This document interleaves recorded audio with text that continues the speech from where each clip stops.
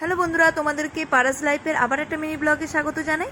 তো দেখো, বিয়ে বাড়ির মতো হয়ে গেল, এবার যাব বউ ভাত। তো বন্ধুর বউ ভাত বলে কথা, আবার বরমশাইয়ের বন্ধু, তো একটু সাজুগুজু তো করতেই হবে।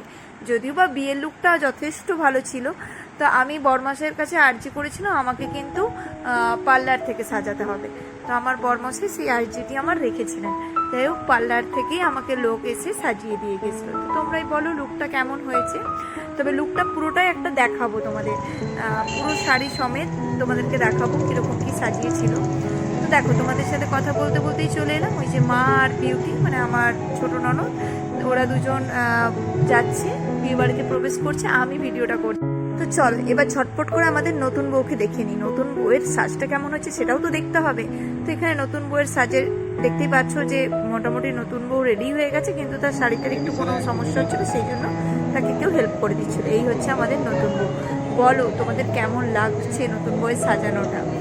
তো চলো এখন যাব খাওয়া দাওয়া করতে। স্টলে তো আমরা অলরেডি খেয়ে নিয়েছিলাম, আর এই যে আমাদের বউ আর বরের নাম তোমরা দেখে নাও ভালো করে। আর এবার চলো তো দেখাই তোমাদেরকে মেনু কার্ডটা। মেনু কার্ডে কি কি আছে সেটাই তো মেন ইন্টারেস্ট, তাই না? তোমরা মেনু কার্ডটা দেখতে থাকো, আর আমরা এই মুহূর্তে খাওয়া দাওয়াটা সেরে খাওয়া দাওয়া সেরে তারপরে চলে এলাম বাড়ি। আর তোমাদেরকে বলেছিলাম লুকটা দেখাবো, তো তোমরাই দেখে নাও লুকটা কেমন কি হয়েছে, আর অবশ্যই কমেন্টে জানিও কিন্তু কেমন লাগলো। তো চলো আজকের মতো